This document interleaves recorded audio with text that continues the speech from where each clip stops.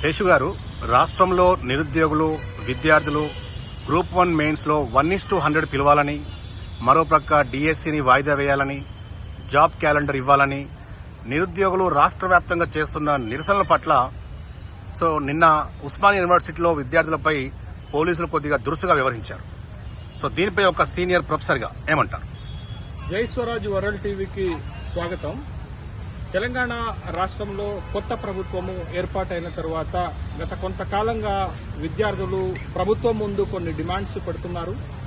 మరి ముఖ్యంగా group 1 mains లో 1:50 కాకుండా 1:100 అవకాశం కల్పించాలనేటటువంటి ఒక ప్రధాన డిమాండ్తో పాటు గ్రూప్ 2, గ్రూప్ 3లలో కూడా పోస్టులను పెంచి సప్లిమెంటరీ నోటిఫికేషన్ ఇవ్వాలనేటటువంటి ఒక డిమాండ్ చేస్తున్నారు.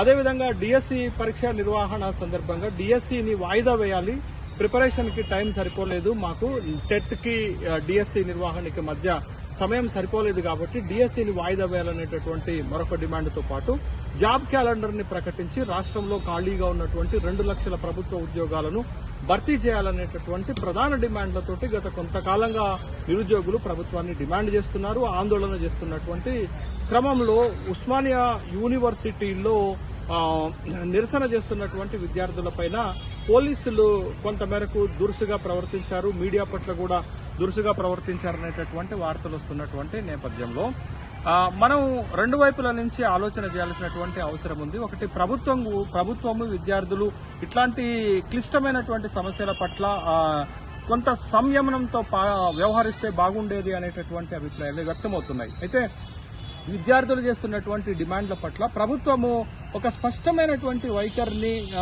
ప్రదర్శించి స్పష్టత ఇవ్వాల్సినటువంటి అవసరం ప్రభుత్వం పైన ఉంటుంది. గ్రూప్ 1లో 1:100 పిలిస్తే వచ్చేటటువంటి సమస్యలు ఏంటి, తర్వాత గ్రూప్ 2, గ్రూప్ 3లో పోస్టులు పెంచితే వచ్చేటటువంటి సమస్యలు ఏంటది, గ్రూప్ డిఎస్సిని వాయిదా వేస్తే వచ్చేటటువంటి సమస్యలు ఏంటి అనేటటువంటి విషయాలపైన విద్యార్థులకు స్పష్టం చేయాల్సినటువంటి బాధ్యత ప్రభుత్వం పైన ఉంటుంది. విద్యార్థులు ఒక హక్కుగా వాటిని డిమాండ్ చేస్తున్నారు. ఎందుకు అనంటే గత 10 సంవత్సరాలుగా ప్రభుత్వ ఉద్యోగాల భర్తీ విషయంలో జరిగినటువంటి జాప్యం కానీ, గత 10 సంవత్సరాలుగా నిరుద్యోగులకు, విద్యార్థులకు, యువతకు జరిగినటువంటి అన్యాయం విషయంలో కొంత విద్యార్థి వర్గం ఫైరింగ్ లో ఉండేటటువంటి అవకాశం ఉంటుంది. వాళ్ళ ఫైర్ ని, వాళ్ళ ఆందోళనని, వాళ్ళ ఆవేదనని ప్రభుత్వాలే అర్థం చేసుకోవాల్సినటువంటి అవసరం ఉంటుంది. గత 10 సంవత్సరాలలో DSC, TRT teacher recruitment test ఒకటేసారి జరిగింది. 10 సంవత్సరాల్లో 8,000 పోస్టులతోటి ఒక్కసారి నోటిఫికేషన్ ఇచ్చి భర్తీ చేశారు తప్ప మళ్ళా నోటిఫికేషన్ ఇవ్వలేదు.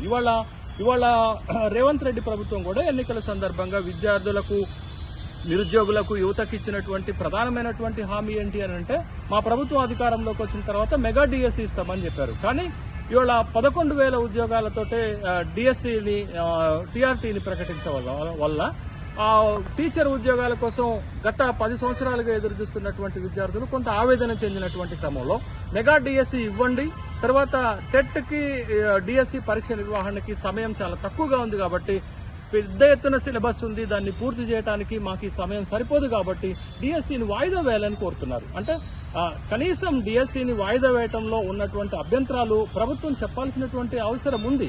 కానీ ఆ విధంగా ప్రభుత్వ పెద్దల నుండి కానీ, ప్రభుత్వం నుంచి కానీ, ప్రభుత్వ అధికారుల నుంచి కానీ ఒక భరోసా ఇచ్చేటటువంటి ప్రకటనలు లేకపోతే సూచనలు నిరుద్యోగులకు, విద్యార్థులకు రాకపోవటం వల్ల ఆందోళన చెందినటువంటి విద్యార్థులు సహజంగా నిరసన తెలియజేస్తున్నటువంటి క్రమంలో ప్రభుత్వము కొంత సంయమనంతో వ్యవహరించాల్సినటువంటి అవసరం ఉంది. పోలీసులు కూడా కొంత సంయమనంతో వ్యవహరించాల్సినటువంటి అవసరం ఉంది. అలాగే విద్యార్థులు కూడా కొంత సహేతుకంగా ఆలోచించాల్సినటువంటి అవసరం ఉంది. ప్రతి పరీక్షను వాయిదా వేయాలని కోరటము సమంజసమైనటువంటి విషయం కాదు. ఎందుకనంటే 2022లో వచ్చినటువంటి గ్రూప్ 2 నోటిఫికేషన్ ఎన్నికలకు ముందు పరీక్ష పెడదామంటే మాకు ప్రిపరేషన్ టైం సరిపోలేదు కాబట్టి వాయిదా వేయమన్నారు.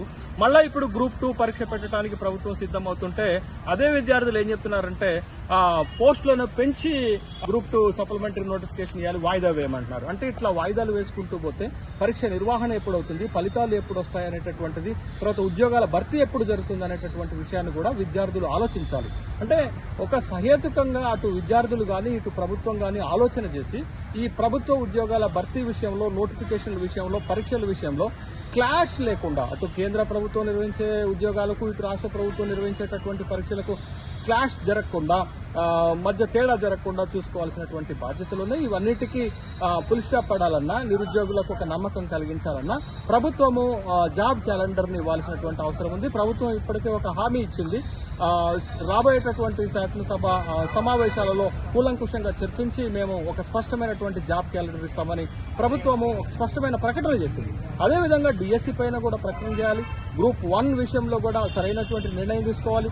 గ్రూప్ 2, 3లు ఇప్పుడున్నటువంటి పోస్టులతోటే మేము పరీక్ష నిర్వహిస్తాం, కానీ ఏర్పడుతున్నటువంటి ఖాళీలను క్రమం తప్పకుండా మేము భర్తీ చేస్తామనేటటువంటి ఒక ప్రధానమైనటువంటి హామీని విద్యార్థులకు ఇవ్వవలసినటువంటి అవసరం ఉంది. గతంలో జరిగినటువంటి లోపాలు, గతంలో జరిగినటువంటి అసౌకర్యాలు రిక్రూట్మెంట్ విషయంలో జరగకుండా చూడాల్సినటువంటి అవసరం ఉంది. సమైక్య ఆంధ్రప్రదేశ్లో గాని, తెలంగాణ రాష్ట్రం ఏర్పడిన 10 సంవత్సరాల్లో గాని ప్రధాన రిక్రూట్మెంట్ ఏజెన్సీ అయినటువంటి ఏపీఎస్సీ గాని, టీఎస్పీఎస్సీ గాని ఉద్యోగాల భర్తీలో ఫెయిల్ అయ్యారనేటటువంటి విషయాన్ని మనం గమనించాలి. ఉద్యోగాల భర్తీలో జాప్యం జరిగిందనేటటువంటి విషయాన్ని మనం గమనించాల్సినటువంటి అవసరం ఉంది. కాబట్టి ఇటు ప్రభుత్వము, అటు విద్యార్థులు, ఇటు ప్రభుత్వము, అటు నిరుద్యోగులు సహేతుకమైనటువంటి డిమాండ్స్ తో ముందుకు రావాలి. విద్యార్థుల యొక్క డౌట్స్ ని, అనుమానాలని ప్రభుత్వం నివృత్తి చేయాల్సినటువంటి అవసరం ఉంది. కానీ ఇట్లా పోలీస్ చర్యలతోటి నిరసనల్ని మేము అణిచివేస్తామనంటే గత ప్రభుత్వము ఎదుర్కొన్నటువంటి సమస్యలని ఈ ప్రభుత్వం కూడా ఎదుర్కొనేటటువంటి అవకాశం ఉంది. గత ప్రభుత్వం పైన విద్యార్థులు ఎంత తీవ్రమైనటువంటి వ్యతిరేకత రావటం వల్లనే ఎన్నికల్లో గత ప్రభుత్వం భారీ మూల్యం చెల్లించుకుందనేటటువంటి విషయాన్ని ప్రస్తుత ప్రభుత్వం మర్చిపోకూడదు. కాబట్టి ఇట్లాంటి సంక్లిష్టమైనటువంటి, సున్నితమైనటువంటి విషయాలలో ప్రభుత్వము మరింత జాగ్రత్తలు తీసుకోవాల్సినటువంటి అవసరం ఉంది. పోలీసులు కూడా సంయమనంతో వ్యవహరించి విద్యార్థులు ఆవేదనతో ఉన్న వాళ్ల పక్షాన సహాయ సహకారాలతో ఉండాలి. కానీ ఇట్లా మ్యాన్ హ్యాండ్లింగ్ చేస్తూ దౌర్జన్యపూరితంగా అరెస్టులు చేయటం అనే దాన్ని ఆహ్వానించలేకపోతున్నాము. ప్రభుత్వము మరింత స్మూత్ గా, సున్నితంగా వ్యవహరించాల్సినటువంటి విషయంగానే నేను భావిస్తున్నాను. కాబట్టి ప్రభుత్వానికి నేను చేసేటటువంటి విజ్ఞప్తి, ఇట్లాంటి సున్నితమైనటువంటి విషయాల్లో ప్రభుత్వం సంయమనంగా, జాగ్రత్తగా వ్యవహరించాలి. విద్యార్థులకు, నిరుద్యోగులకు, యువతకు ఒక స్పష్టమైనటువంటి సూచనలు, ఒక స్పష్టమైనటువంటి భరోసా ఇవ్వవలసినటువంటి బాధ్యత కూడా ఉంది. ప్రభుత్వం తన మాటను నిలబెట్టుకుంటూ 2 లక్షల ఉద్యోగాలను భర్తీ చేయడంతో పాటు ఎలాంటి అవకతవకలు జరగకుండా పరీక్షలను నిర్వహించటము, సకాలంలో పరీక్షలు నిర్వహించటము, ఫలితాలు విడుదల చేయటము, రిక్రూట్మెంట్ చేయాల్సినటువంటి బాధ్యత ప్రభుత్వం పైన ఉంది. ఇప్పటికే దేశవ్యాప్తంగా ఉన్నటువంటి 24 లక్షల మంది వైద్య విద్యకు సంబంధించినటువంటి నీట్ పరీక్ష రాసినటువంటి విద్యార్థులు ఆందోళన చెందుతున్నారు. పరీక్షా పత్రాలు లీక్ అయినటువంటి ఆందోళన ఉంది. తరువాత ర్యాంకుల కేటాయింపులో ఆందోళన ఉంది.